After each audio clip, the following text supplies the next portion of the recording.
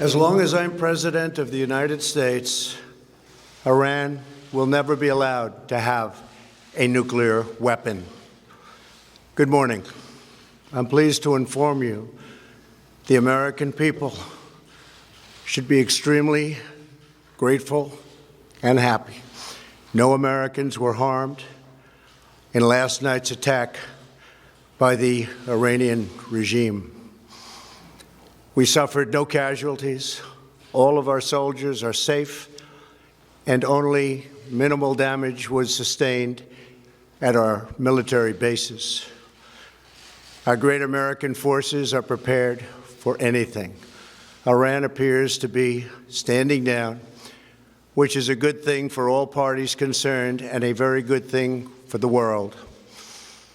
No American or Iraqi lives were lost because of the precautions taken, the dispersal of forces, and an early warning system that worked very well.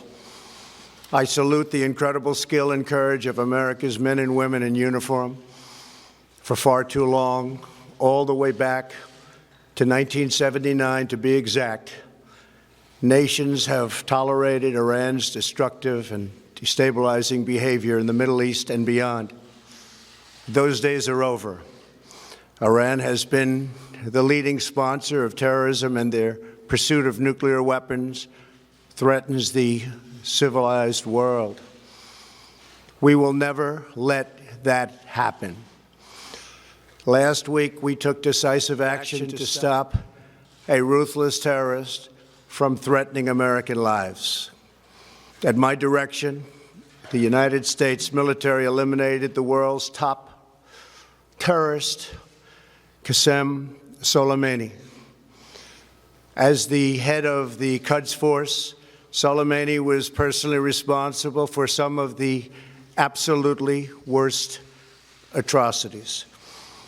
He trained terrorist armies, including Hezbollah, launching terrorist strikes against civilian targets.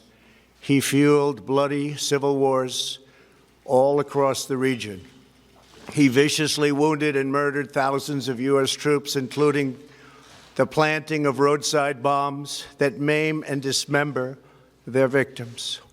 Soleimani directed the recent attacks on U.S. personnel in Iraq that badly wounded 4 service members and killed 1 American, and he orchestrated the violent assault on the U.S. Embassy in Baghdad.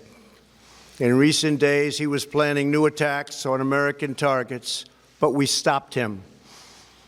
Soleimani's hands were drenched in both American and Iranian blood. He should have been terminated long ago. By removing Soleimani, we have sent a powerful message to terrorists. If you value your own life, you will not threaten the lives of our people. As we continue to evaluate options in response to Iranian aggression, the United States will immediately impose additional punishing economic sanctions on the Iranian regime. These powerful sanctions will remain until Iran changes its behavior. In recent months alone, Iran has seized ships in international waters, fired an unprovoked strike on Saudi Arabia, and shot down 2 U.S. drones.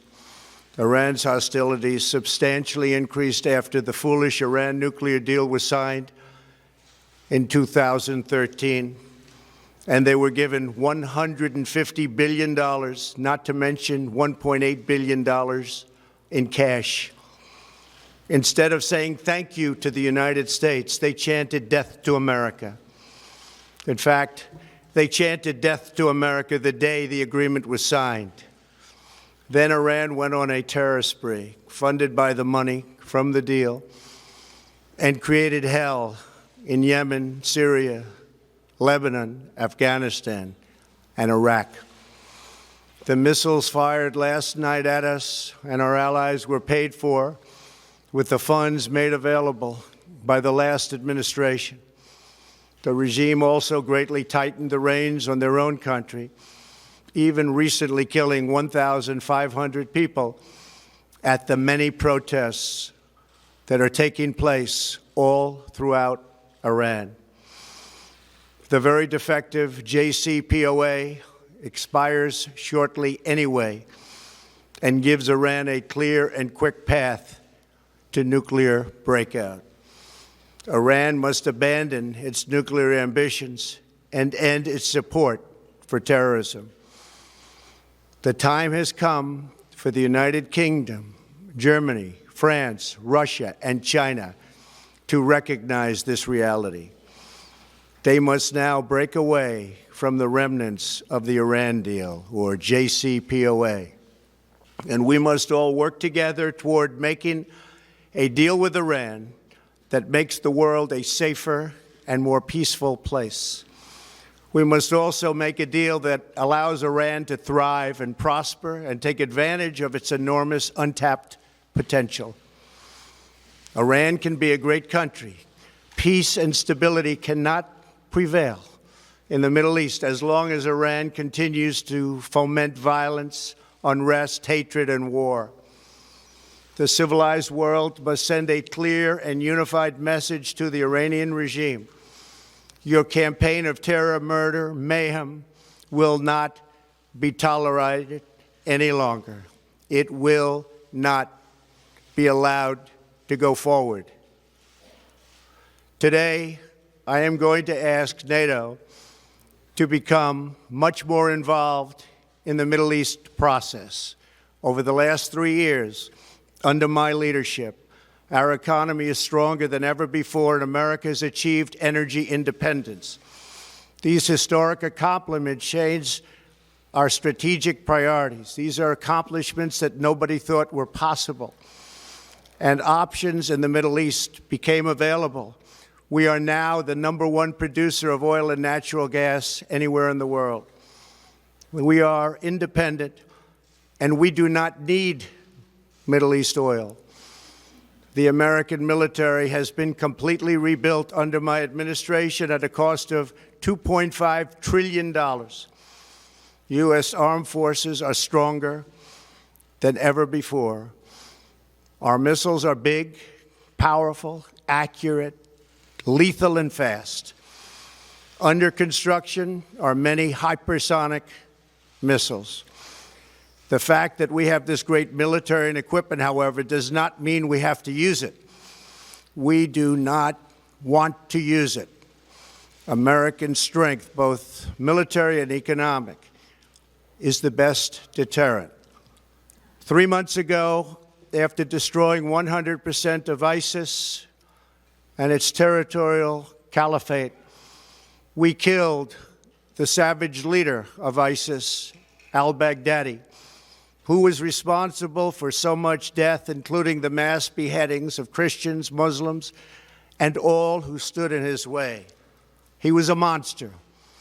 Al-Baghdadi was trying again to rebuild the ISIS caliphate and failed. Tens of thousands of ISIS fighters have been killed or captured during my administration. ISIS is a natural enemy of Iran. The destruction of ISIS is good for Iran, and we should work together on this and other shared priorities. Finally, to the people and leaders of Iran, we want you to have a future, and a great future, one that you deserve, one of prosperity at home and harmony with the nations of the world. The United States is ready to embrace peace with all who seek it. I want to thank you, and God bless America. Thank you very much.